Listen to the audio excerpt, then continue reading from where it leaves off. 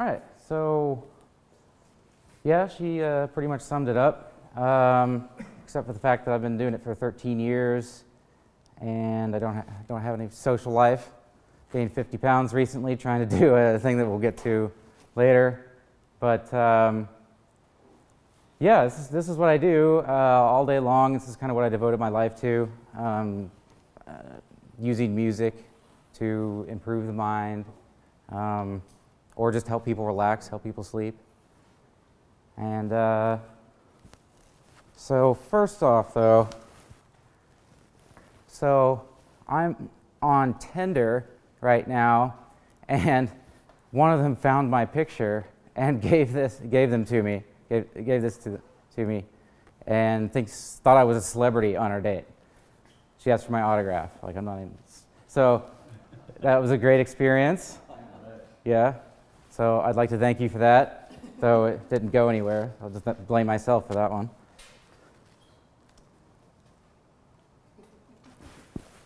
All right. Yes, okay. So first I'm just going to talk generally about music. All right. That's everybody's background. Got that. Doesn't matter. You're an expert. So I guess what I'm saying here, or what I meant to say, is that even if you have no background in music, you are born innately with an expert's ability. I mean, computers can't match what we can do as infants. Literally, infants can distinguish between 12 different forms of rhythm, like right off the bat. And we do incredibly complex, we could call it like Fourier analysis in the brain, and we can pick apart all kinds of different, we can focus in on a violin, do it in arpeggio, while there's a timpani, and we can pick all these instruments out. Whereas if you told a computer to do that, like, okay, filter out and just get the timpani, it's almost impossible.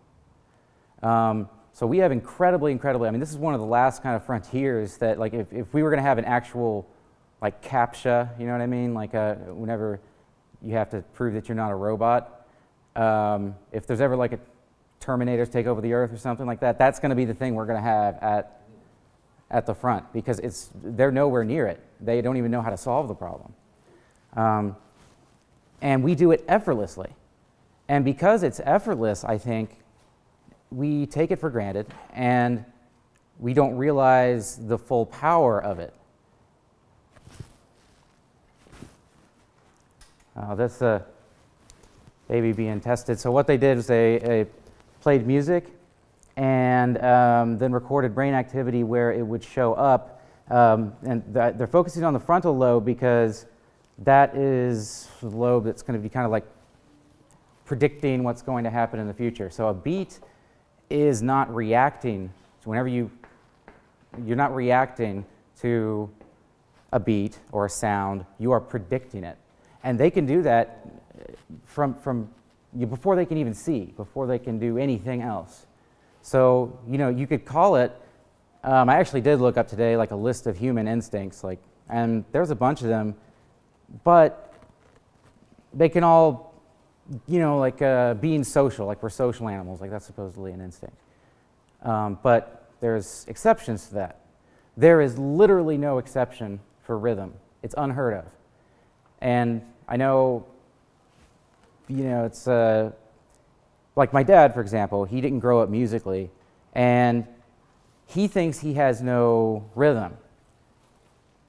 But he was in an Irish band. He led an Irish band throughout my entire childhood. Like, he has rhythm. Everybody has rhythm, and it's all throughout the brain. You'd have to destroy the entire brain to get rid of rhythm. It's in the premotor cortex, it's in the frontal cortex, it's in the cerebellum, of course it's in the auditory cortex, the temporal lobe.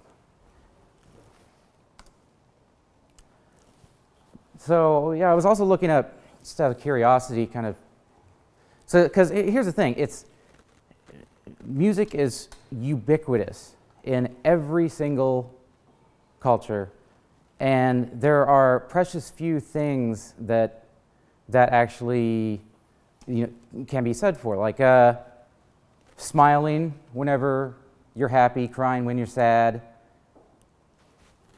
and religion. All cultures have religions. But without exception, every single culture has music. And so, not surprisingly, like the most early, these are 37,000 years old. So these are one of the most early artifacts that we have from mankind. And I found it kind of horrible that it was like recorders, like, you know, so like crappy music appreciation classes were like since the dawn of time, you know. And by the way, we're the only species that has this. That was my next question, right? So chimps, they can't predict rhythm? Are you sure? No, they can't. We are. Oh yeah.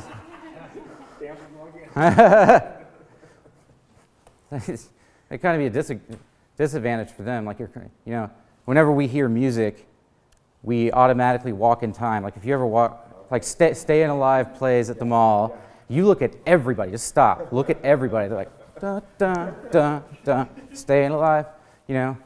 And my dad does it too, and he thinks he has no rhythm.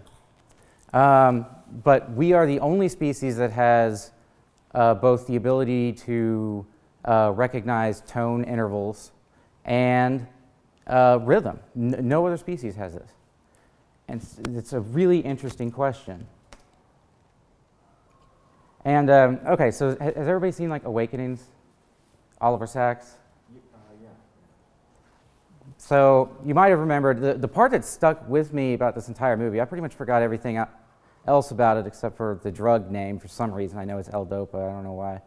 But so you might remember that there were two things that would kind of wake up a patient with this Parkinson's variant that put people in kind of a catatonic state. Like if they moved, they just stay there. There were two things, and one of them was if you throw a ball at them right at their face, they'll catch it, you know. But then they'll stay there. They'll stay in that place. Music was fundamentally different. If you played music that was from their childhood, they would literally start doing things normally. They would start eating cereal, walking around, even at one point dancing. So that, you know, that's a very kind of, I mean, why is it so powerful? And we take it for such granted. It's so much more powerful than people give it credit for. And this is, you know, probably the strongest proof anybody could offer. Oh yeah, so I was talking about this earlier, but music is all over the brain. Well, this one's counting lyrics. So tonality is actually more on the left side of the brain. And yeah, it requires some of those parts, but mainly right there. But rhythm, on the other hand, involves the cerebellum, the premotor, and the prefrontal, and it also, they forgot to include the auditory cortex. So it's all over, and it's absolutely unheard of for anybody to lose rhythm or to be born without it. So, you know, why, right?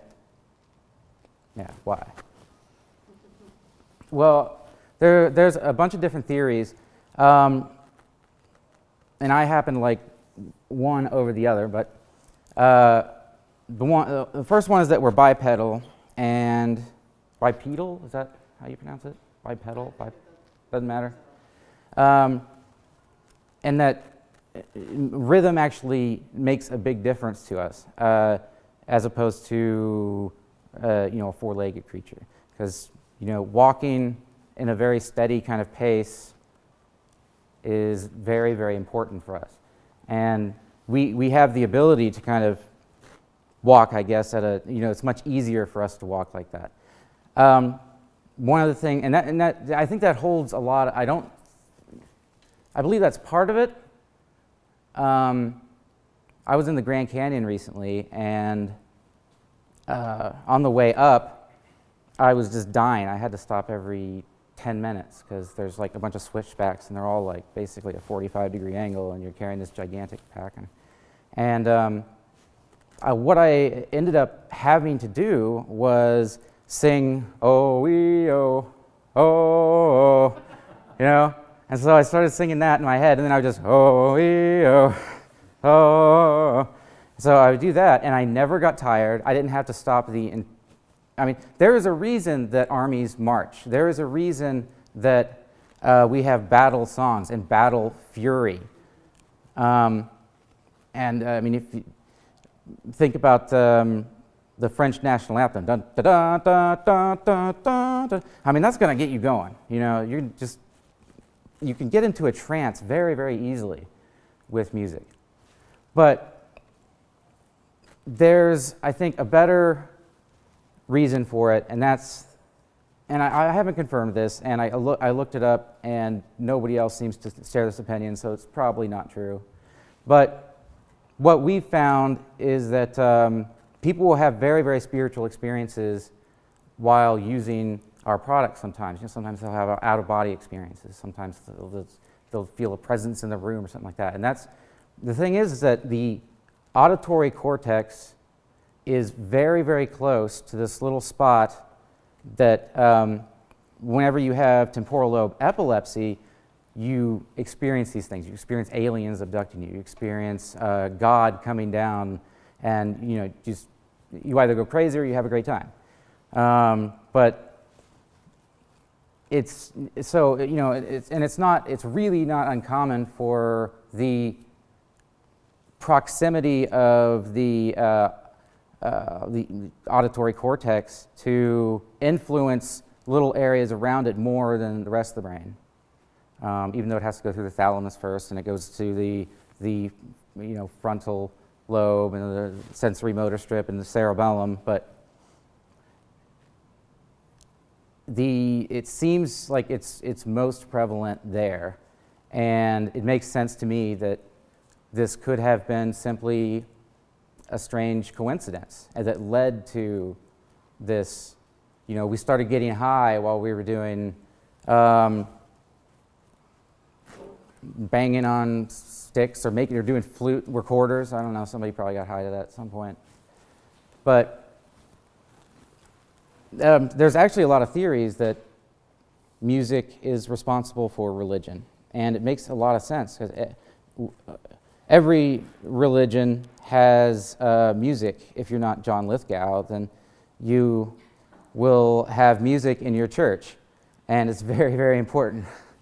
The cathedrals are actually made, they're specifically made to amplify sound and to make it seem otherworldly, godly, just the acoustics of a cathedral. That's actually why they're designed the way they are. Oh, and the other reason that's been proposed is that it also can induce brainwave entrainment. And so let me explain what brainwave entrainment is. Let's see if, okay, yeah. So what happens is whenever an auditory event happens and it interacts with the brain, there's this like I do a click, there's an evoked response, and it's like a sharp kind of little like that. And if you do those enough, if you keep giving them, but it has to be much more rapid than that, it starts to resemble brainwave patterns that are already there. Yeah, exactly. Yeah, exactly. And if you can shape your own waveform to resemble it even more, which is what we do. So sine waves are actually the worst thing you can do, and that's what most people do, like in binaural beats. But it's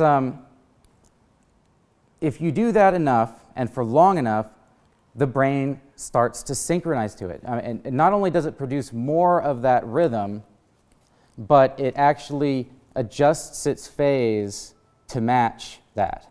And that's how we were going to talk about delta pushing, and that's how that works. Well, it's music for your brain. It helps you focus, relax, and sleep, and that's what we're going to be talking about. And you measure this typically with and EEG, which are electrodes placed on your head, and then you get very small electrical signals that are amplified, and they sent to a computer that does all kinds of processing. Yeah, and I mean, you can tell a lot about somebody with their EEG. For example, as soon as you close your eyes, the moment you close your eyes, alpha, which is about 8 to 12 hertz, shoots up. And the reason is because your visual, the occipital lobe goes into kind of an idle, because it's not doing anything, so that's its idle mode. And it's very, very cool, because you can get an immediate result putting on an EEG in your head, and you can tell if it's a good EEG. If you just close your eyes and if you don't see a spike, then you know and that's honestly most of the consumer EEGs on the market. They're pretty bad. And whenever you're sleeping, completely different brainwave pattern.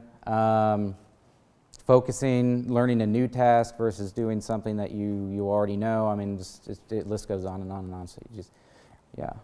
So you need to explain the phase, because you made that comment. Phase.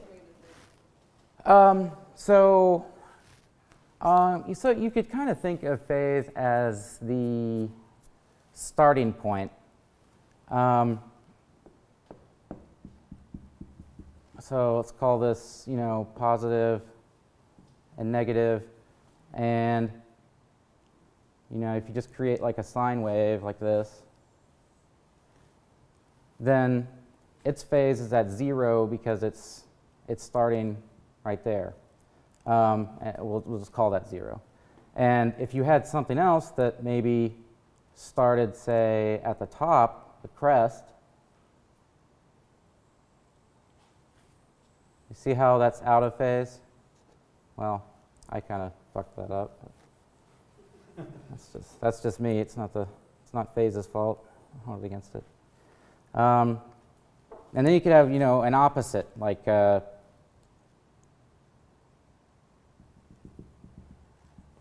this is actually how, it's really cool, this is actually how noise-canceling headphones work. They record what's going on outside, and they introduce the exact opposite on the inside to cancel each other out. Because waves are summed together. So that's what I mean by phase, is that, okay, so, this might be your brain wave right now, and if we start introducing, clicks, let's say, right before there, and then there, and then there, and then there, then eventually what will happen is it will move to be like this. So it will adjust its phase. So it used to be in this phase, now it's slightly shifted, so, right? It's like it's going to go find the beats. Yeah.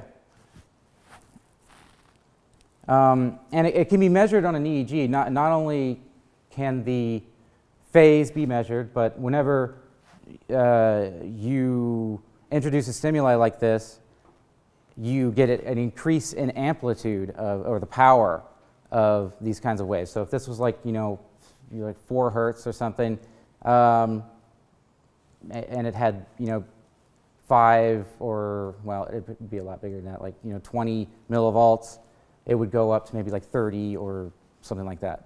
But not only can you do that, Giovanni, who she knows, is working on a really cool new technique where you can determine if the shifts in brain activity are coming from an external source or an internal source. The interesting part to this is that it's actually very controversial how this works. We're not quite sure, and I suspect that it works differently depending on what frequency you have, because some frequencies are harder to entrain to, and others. The entrainment is actually a physics word, where it's a conservation of energy. And if you want to see that in action, it's actually really cool. Go to YouTube. Actually, I'll play it to you later, but go to YouTube and look up metronomes synchronizing. And they'll put a bunch of metronomes completely out of sync on a board, and within seconds, they're all synchronized, because, as one moves over, it steals a bit of energy from that, right? So it's going this way, but this one's going that way, and they steal energy because the board moves as well. So that's kind of what entrainment is, and I think that actually has a lot to do with it in a lot of cases. But there are some frequencies that are so low that the energy just simply doesn't really transfer over. And there's a bunch of other theories, but they're way too complex. I like the simplicity of what we were talking about, but it doesn't apply in some cases, and we still don't know why it works and stuff. But there's, that's how a lot of even many of drugs or types of therapies are. Like, we don't know the mechanism of action, I think, of Tylenol even. Aspirin, really. Aspirin either? Yeah. As well. Wait, what about? Not knowing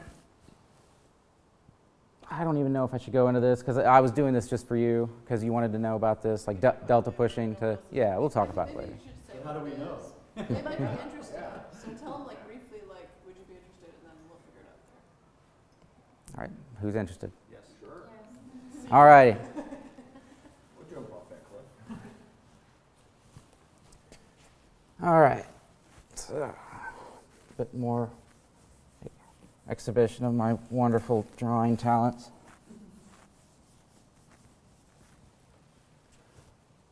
All right, so Giovanni works at Northwestern and has a patent with Northwestern to do what's called delta pushing. And what happens is delta waves are very large, and he wants to make this go up because he's proven in his analysis that making these go up actually increases a whole bunch of things. And we're going to get into that later, and it's really, really amazing what can happen with this. But how he does it is he will play, say, a note or just like a little sound file right before the crest of the wave. So then by the time it reaches the brain and all that kind of latency is taken care of, it's actually hitting right there. And so that pushes it up, in a sense. It's like if you had someone on a swing and you gave them a little push just before the peak, it would make them go higher. Yeah, yeah. Can you back up 1 second? Sure. So you have delta waves, and then you have all these other kinds of waves? Well, this is like a sound wave. This is sound, okay. and yeah. So this would be just like a little noise sound file or whatever. I think he actually does use like little bursts of pink noise. Oh, so you call it a delta wave? No, this is a delta wave, but this is, did I call it? The delta wave is the brainwave, right? Yeah. So there are other kinds of brainwaves? Oh, yeah, yeah. Yeah. Quick. Like, how do you measure the difference between an alpha, beta, or whatever there? I'll start at the top. All right. Gamma, and the definitions vary from person to person, but I'm just going to say like 30 plus. Hertz, yeah, so you tell it. Oh, 30 plus hertz, yeah. Yeah, okay. Then there's beta, which is 13 to, like 29.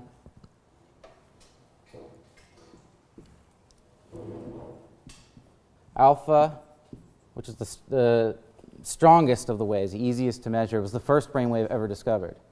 Because, again, what we were talking about closing your eyes, you can just, it's an immediate, like the waves change, and it's very visual. And that is 8 to 12. And then there's theta, which is, say, yeah, I was going to say like 4.5. It's kind of hard.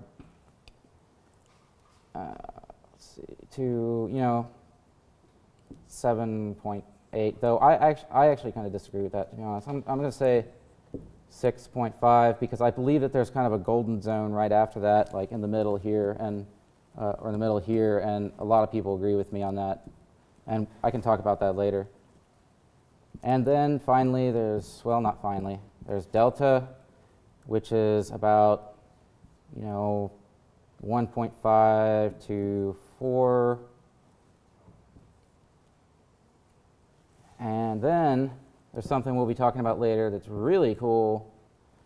Some people call it subdelta. They do that in the private sector, but in academia, it's just called slow waves. And that's anything from, you know, 0.x to 1.5 or so. So there, due to my incredible handwriting, that is now very clear. And yeah, I mean, and breaking them down into these kind of categories, like what we're talking about, like this gives you an idea. Like beta can be broken up into other categories. You know, low beta indicates something, high beta indicates anxiety. Alpha, depending on your peak alpha, you can actually pretty reliably determine someone's intelligence. It's pretty cool. That's a talk I did at biohacking, which was really, really neat. Yeah, exactly. And there's a lot of protocols to kind of increase that. And I was actually able to do it, so it's pretty cool. Like I was showing people my brain on the You upped your peak alpha?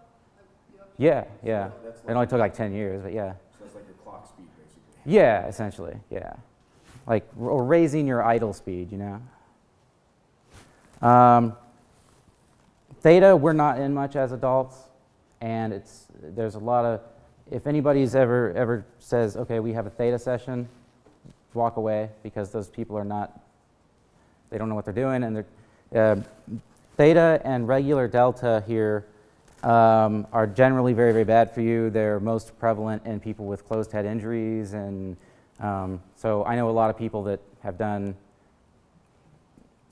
paid thousands of dollars for CDs that from a company I won't mention, and now they've been doing it for 10 years, and they just keep getting worse and worse and worse, and it's really sad. Unless you're sleeping. Well, if you're sleeping, you still don't want this. You want this. On the way down, don't you want some delta on the way down? I've actually found that to be counterproductive, because, well, the reason, and it might not have anything to do with entrainment itself, it might have to do more with how we interpret rhythm. But if you think about, okay, what's 2 hertz? That's 120 BPM, you know, boots and cats and boots and cats.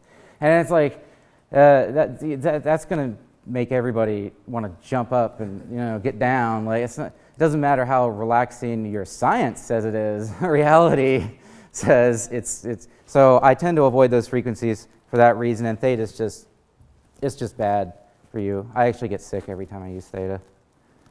But we'll be talking about slow waves later, and it's really cool stuff.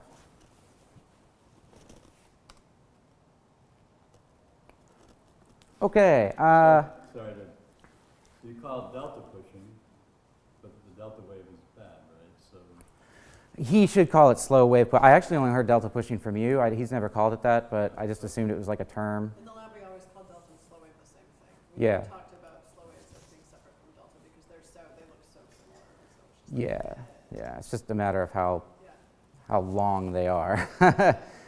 So Giovanni, he never says the word delta. He always says slow waves. So I've just kind of adapted that. And in the industry, it's definitely subdelta. We call it something different. Yeah. So this is kind of what an EEG looks like whenever we are trying to stimulate it. And here, this is a sleep session. Baseline is in blue, and stimulation is in red. And you can see right here, it's about 0.6, and that's exactly what we're stimulating at this point. And 8.5 is also what we're stimulating right there. And this is they're asleep for both the stimulation and the baseline? Yeah, they're asleep for both, yeah. Yeah, full night's worth of both. Cool, so clearly it's being driven by sleep. Yeah, and this happened with all subjects. And then Yeah. you have a harmonic up there. Yeah, that'll happen. But I mean, But it's very small.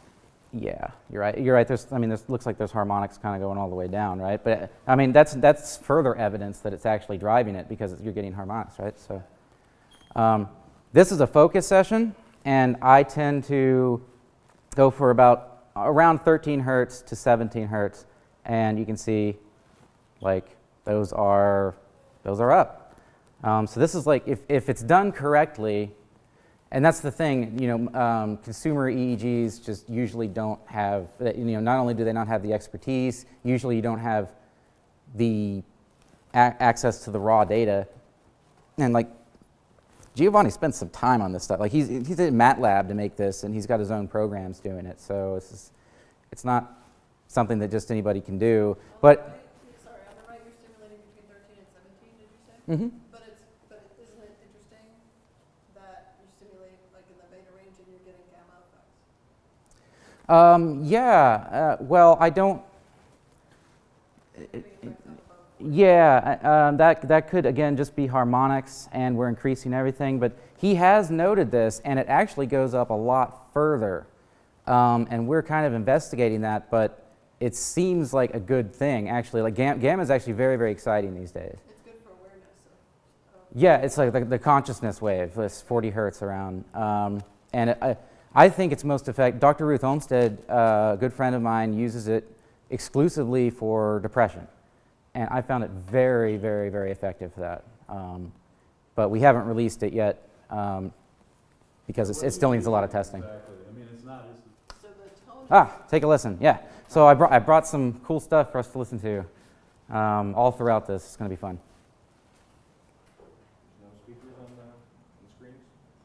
No, to get the most effect, you have to use headphones. Closer to the ear canal. But you're not talking about binaural beats. No. In fact, it can work without speakers, but you'll see why we do other things soon. Typically, yeah, but we filter out specific frequency bands for it. So if it's an orchestra, for example, I'll do a bunch of band stop and band pass filters to try to single out the violin section and add a certain effect to that. According to your band pass filter. Yeah, exactly. Yeah, it's pretty cool, and you'll hear it. It's like to the untrained ear, like if you didn't know you were listening to it. Though you'll know in this one because I picked this one in particular because it is obvious. So let's see if I can find this thing.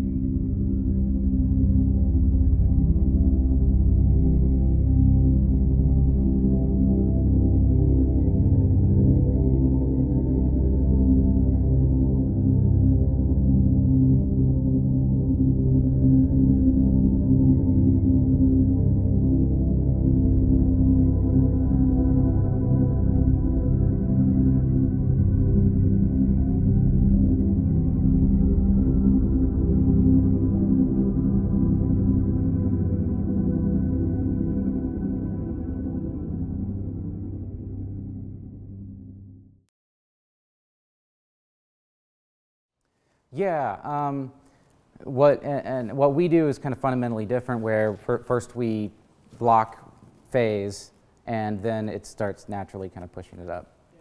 It's just a matter, they tested a bunch of CDs that other people had made, and they found that they couldn't get any entrainment at all.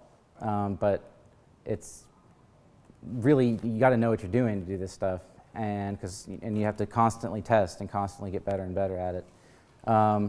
So whenever I first approached him and he gave me, did like a little sleep study on me, he thought I'd faked it somehow. Like I don't know how I would fake an EEG recording in a sleep study, have a pair of batteries with me or something, so put those on the electric, But then he did it himself. He's like, it's incredible. Yeah, I mean, we get. I mean, it sounds stupid, but we get 20 to 30% increase. In slower sleep time? Mm-hmm. And to put that in perspective, if you don't sleep tonight at all, you pull an all-nighter, the next night of sleep, you'll only get a 10% raise to compensate. And it's great for people with PTSD and stuff who have a hard time sleeping. Yeah, it does help with sleep onset, insomnia. All right, it's going to make sure he doesn't have a seizure first, and then we'll. It's subtle, I mean, it's not horrible. I know, yeah, it sounds good, right? And because we work you up to it, you don't even notice it. Yeah, it's your. Yeah. So again, like, are people interested in this AI thing that I made to make music? Sure. All right. So broadly, why did I do it? It was taking me 2 weeks to a month to create just a single 1 hour session. I mean, these are long sessions because we have to keep people focused for long periods of time.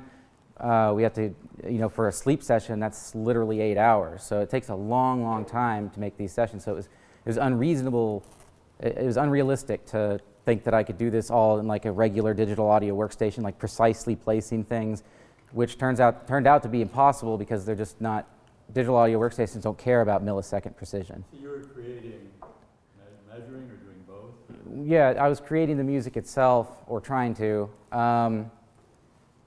The thing we were trying to do is that, it's one thing to take a piece of music, like classical or just some, ambient sound, and then embed modulations into that. And it's fine and it works okay, but if you build it from the ground up, it's a whole different level of okay.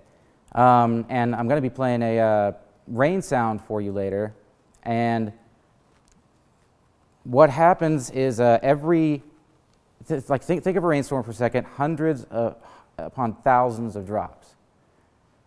But they're all synchronized to what we're trying to do. Every single one of them is synchronized to the phase of the brainwave we're trying to stimulate. It's in sync with the modulations that we're doing, it's in sync with the whole thing. So it becomes extremely powerful then. And if you don't, I had to make up my own software for it. And that's where the AI came in, because I also needed, there's also creativity involved in that. Like, you have to make a decent sounding piece of music, right? But it's at the same time it has to be synchronized, so it has to follow certain rules and stuff, and kind of almost think for itself. So that's why I did it. It took me 5 months, gained 50 pounds, and what used to take me a week, it used to take me 1 week to make one session, and it took me half an hour or so to make 117 sessions the first time I just pressed a button. And you'll hear them.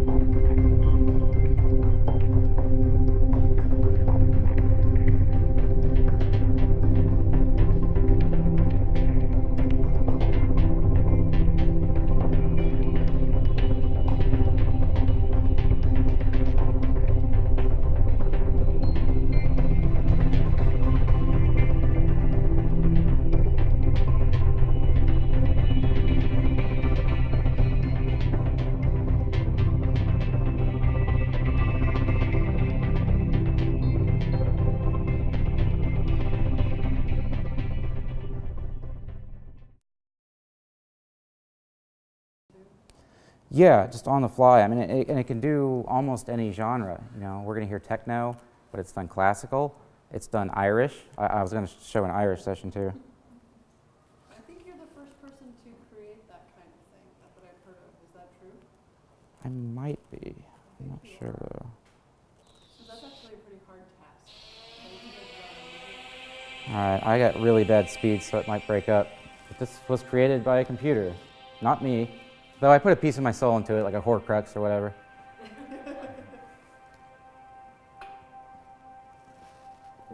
All right. So while that's going on, yeah, maybe I can just kind of glide through the rest. Wait, could you tell us a little more about the AI thing? I mean, what did you use? Oh, yeah. I forgot to do that. You just train it on genre pieces for what you want? I can feed it pieces, but in the end, it's what's called, I think it would classify as like an emergent, what's called an emergent AI. So you have kind of, you know, for every song I create a overlord, like a song bot, right? And then for every note, every beat, everything else, those are also little tiny brains. And they all have different purposes. You know, maybe they want to align with another note that's on the scale. Maybe if a drum beats always want to be, you know, on a beat, you know, first part of the measure or in the middle or something like that. And they compete with each other. And due to the rules that I give it, the parameters, certain things have more weight than others. So they'll be able to essentially like override what's happening elsewhere. But it's kind of it's a strange community of little things that are happening, and then something emerges from that. That's kind of called an emergent AI. So you have a bunch of time, you have a bunch of... Yeah, and depending on what comes before, something else might have a greater weight than, because they pass on, every little bot passes on all the information it got to all the other bots. It's like kind of their breeding in a sense. And so the next one that comes might have been fed better, fed or whatever by the other of its same scale and instrument. You know, they kind of define each other different ways. So, I mean, you can tell that, like, okay, things are fading in and out. And that's because they have a lifespan, and they're also kind of competing against each other to get that top spot to where they fade in and then create kind of a new system of techno and everything. What is Yeah. this written as? C#, actually. But the digital audio processing is in C, but the rest is in C#, yeah. And why are the 50 pounds? Just because you were sitting a lot? Yeah, and I just kind of became an obsession. I just never left the house. It's just like, I'm creating an artificial intelligence. I deserve pizza. Yeah. It's a higher goal. Yeah, exactly. All right, well, I can just breeze through the rest. We created a 3D audio system where with any stereo headphones, I can place a sound anywhere in 3D space. I can make it appear like it's coming from here, here, here, behind you, under you. Very, very, very realistic. I was actually hoping to put together some kind of like, you know, concert or barber shop or something for you guys here, but things got crazy at work. So, but whenever you go to BrainFM, you'll be able to hear that. If you have headphones on, you'll be able to hear things going around you. If you're doing a focus session, what we do is we focus everything in front of you, because you're looking at what's in front of you. So it's about a screen away. You'll notice that. You'll think, okay, it sounds like it's coming from the screen. And it keeps your mind very, very focused. And we've got some for focus that, like if you're in a loud coffee shop, it'll actually play sounds like a couple feet from you. And so it kind of naturally drowns out. Your attention focuses on the sounds that are moving and very slow, so you ignore like the barista like banging things and people talking and music, other, you know, stuff like that. I actually went around to like almost every coffee shop here testing that thing. Dollop was the worst, by the way. Yeah. And that's, so it's important. Yeah, I was going to talk about that. But I was just going to tell you a little bit about how it works, but I don't think we have time. We can do it again sometime. We could also meet afterwards if no one comes at 7:30, then we could just stay here. Oh, yeah. I just don't know if any group is going to come in. You know? Yeah, I could go back to that. All right, focus session, sleep. Oh yeah, for sleep it mimics this is cool, it mimics the sound of rocking, or the feeling of rocking in a cradle or a hammock. This is actually Giovanni's explanation, one of his explanations for why it works so well, because the ears actually have a lot to do with balance. Yeah.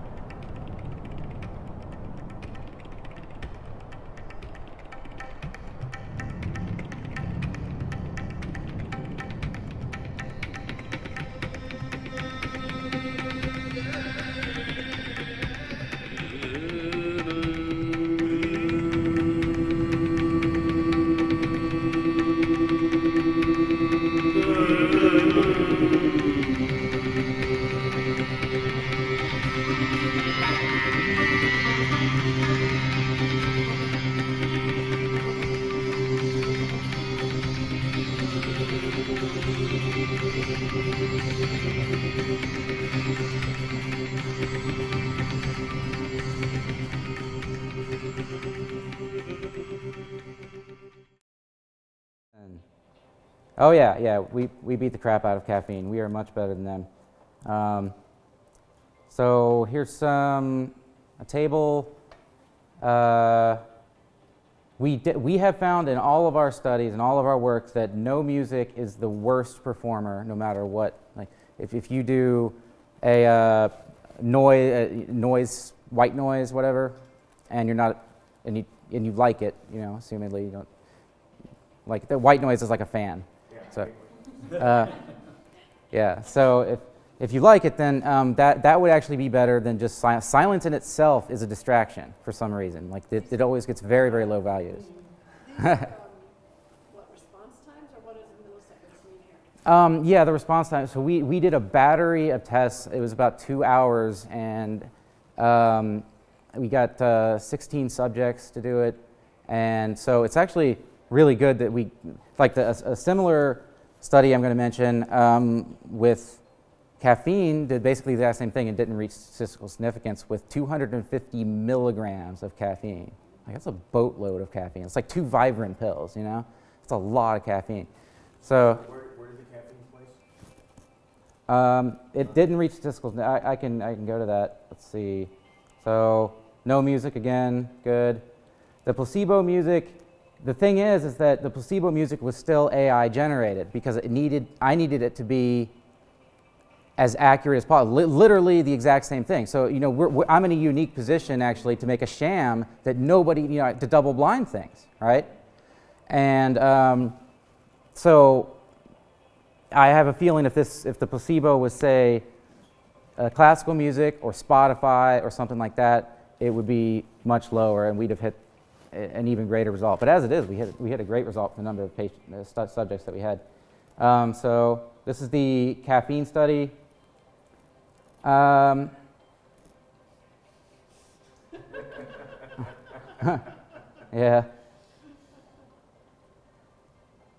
Oh, well, this little blurb doesn't tell.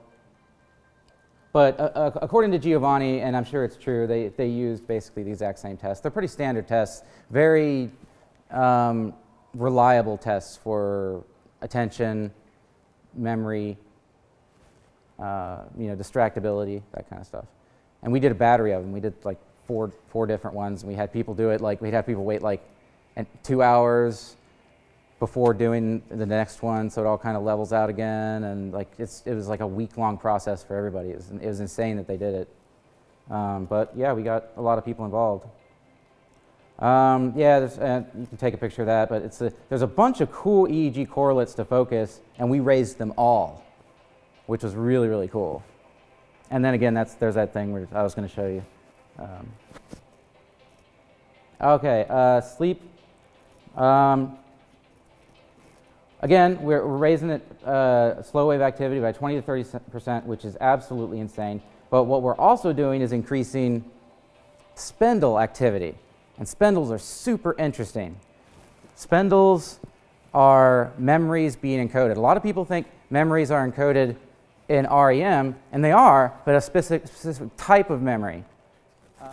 Emotional memories are encoded in REM, and there's actually some pretty cool stuff other than that it does with memory. It seems to be like a checksum for memory, like it checks if the memories that you have are valid by dreaming. It's really neat because memories are very malleable, so you have to constantly be defragging, essentially, and that's what REM does. It's really, really neat. But they don't really encode most memories. And in slow wave sleep, that's where memories are encoded, and they're encoded by these things called spindles. And essentially you have this long wave, but occasionally... Did you just tell us that what REM does is basically error check and store your memories? And it encodes emotional memories, yeah. Cool. I know, right? Yeah. Isn't that so much cooler than what you thought it did? Just like... I thought it just made the eyes move fast. I thought I was just dreaming for no reason. Thought I went back naked in high school for no reason this whole time, but it was just testing your memory. So sleep deprivation really, really bad. Yeah, really bad for learning. Oh, yeah. Yeah, there's a lot of reasons for that. Of course, it also connects interestingly with Freud. Error checking and emotional processing. Oh, yeah. So, but most memories are encoded in slow wave sleep. It's the slowest, deepest form or stage of sleep. And what you see is you'll see this big long wave going, and then you'll see a little burst, like And that's a memory being encoded. It's literally one memory being encoded. And it's really neat.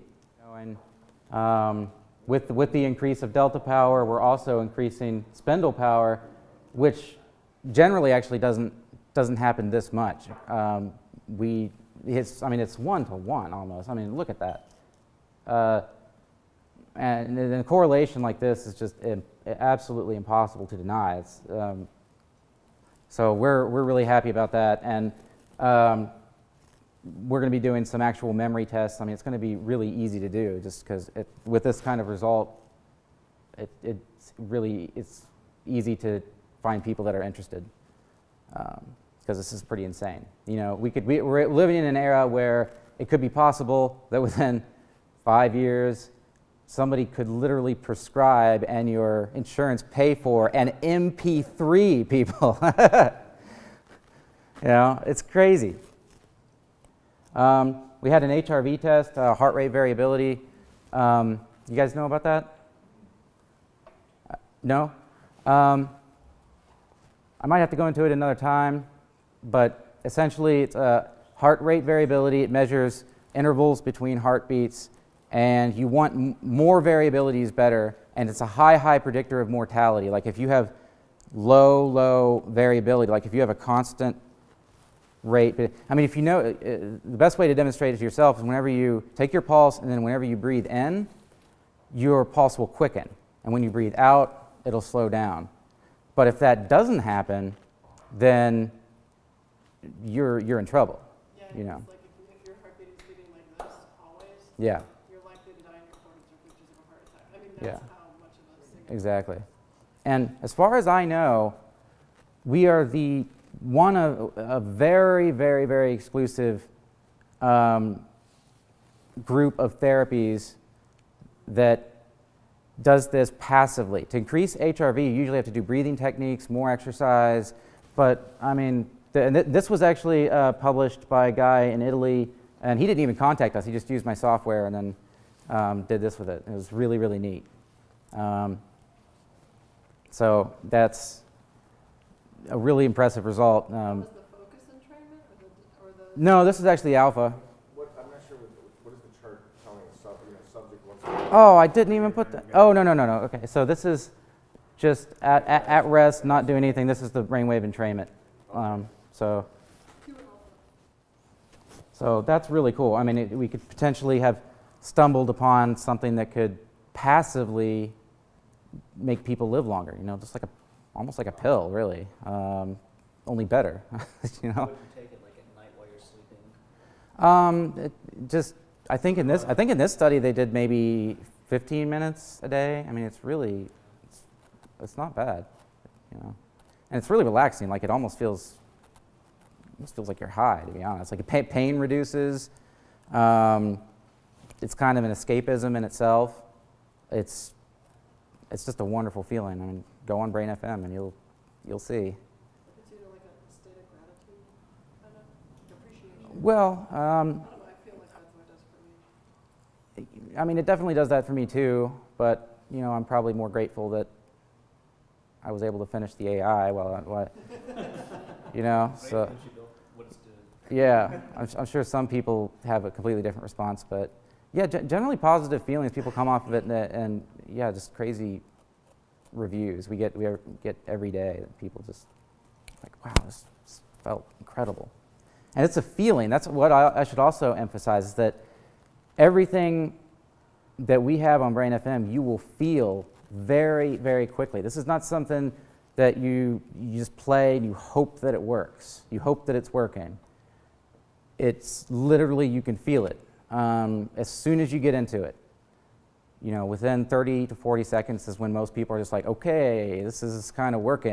And with the focus sessions, it'll just get better and better up until about 10 minutes, and then you'll just be, you know, like our users are actually calling it audio Adderall, which is not far from my experience. You know, I'm ADD kid, and you feel like doing stuff that you wouldn't otherwise feel like doing. Like, I'm just gonna get this done, hammer this out. Yeah. Yeah, this isn't important, but basically what we do, there's different protocols for different users, and so we take a psychological profile at the very beginning, and then we divide users up and give them specific sessions for them. People with ADD, for example, they fall asleep much easier to higher frequencies because it wears them out. They're not used to having those higher frequencies. So there's a way to, that I can use that as a relaxation session for them, has the same relaxing effects, but also is helping them get past this other problem. So, and that's just one example. So we take a psych profile and then we benchmark them every 2 weeks or X many sessions, and then this was just a test account that I use, so it usually looks much different, but apparently I'm focused like a laser anyway. But I was going to get more into that, but I don't think we have time. But basically, this is one of the key features of the product because everybody is literally different. If you don't take that psych profile right away, or at least after the first session, then you're not going to get the full benefits of it. It's not going to adapt to you as you go along. And that's very important. And we also have ratings and stuff, like you'll give ratings after every session. Did it work? Did you like it? Blah, blah, blah. We record, like, if you click the skip button, we're like, okay, let's just decrease the weight of that session a little bit. If they skip it again, it decreases it a little bit until that genre goes off. So if you don't like Irish music, if you have prejudice against Irish people, then it'll kick the Irish people out, kick that Irishman out. That'd be good. And that's it. That is it. So how well does this stuff work without headphones, like on speakers in a room? Because it seems like a lot of it has to do with like using space, like using auditory space, right? Yeah, that's a really, really good question. I didn't get to go, what in the hell? I didn't get to go into it before, but the 3D audio helps in a number of ways. So we use the 3D space to focus your attention on what you should be focusing on, but the brain pays attention to motion. And a problem that we've always faced in this industry is that whenever you zone out, and the brain is actually really good at zoning out things it doesn't want to hear. A classic example is a cocktail party effect. You're in this big cocktail party, there's hundreds of people around you. You as a human can look at somebody and hear them. Like, think about the processing power that takes, It's genius, it's amazing. So what we want is for them to be constantly having this in the kind of background, their mind kind of subtly paying attention to it, and that increases the effect almost exponentially. I mean, we've gotten much better effects since we did that. So that's a very important part of it. But the stereo sides are actually synchronized, so you'll still get something out of it. But I would bet about 25% around that of the effect. What about the quality of the headphone or speaker? Like if you were, let's say right now you were playing this out of the laptop speaker, like a MacBook speaker is decent enough, I guess. Yeah. Like that MacBook speaker, would it have any interesting effect or anything? I would,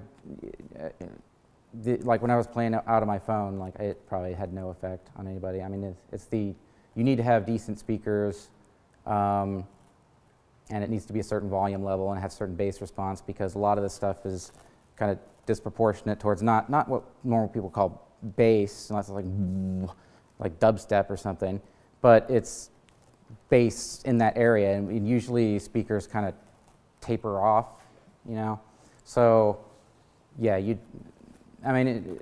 could do it.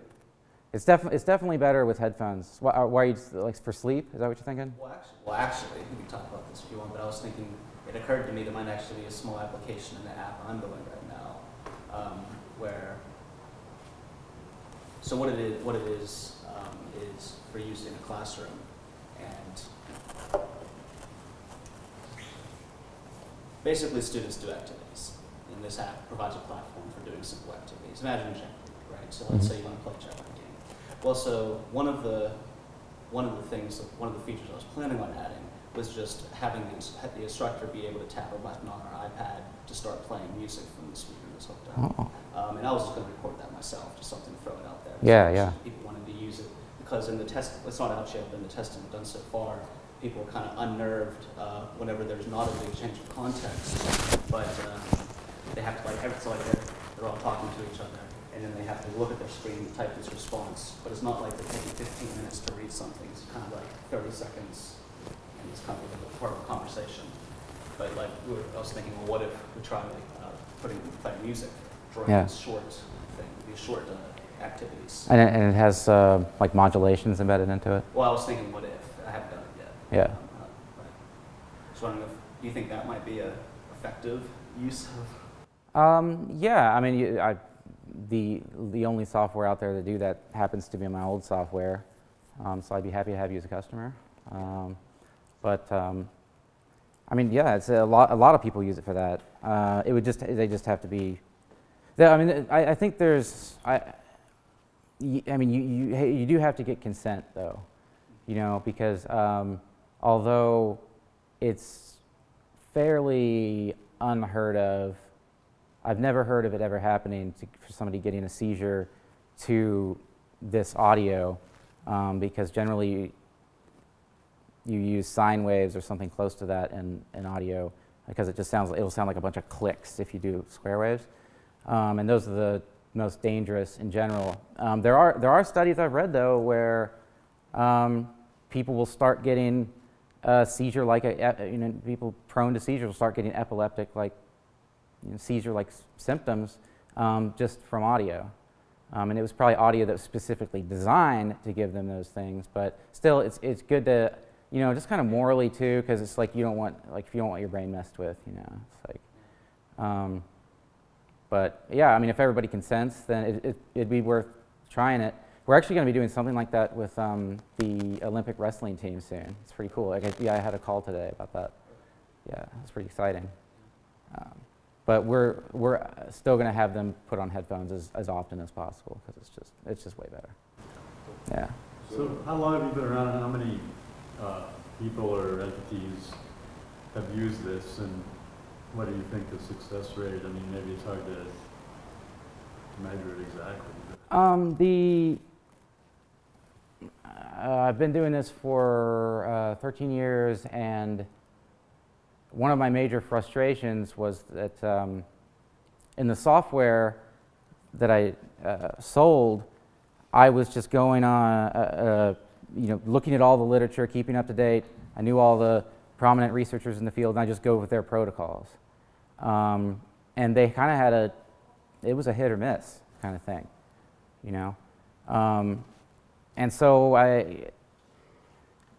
with that part of the business, it's 50-50, I'd say, whether somebody's going to, but with BrainFM, it's